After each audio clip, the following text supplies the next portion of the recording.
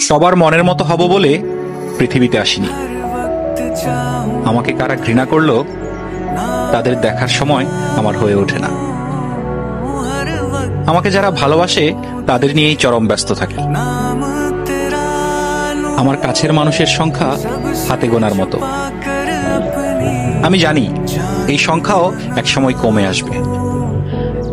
অনেকেই আছে সামনে এসে হাসি মুখে কথা বলে, তবে তাদের মধ্যে সবাই আমাকে ভালোবাসে না। मेरी जिंदगी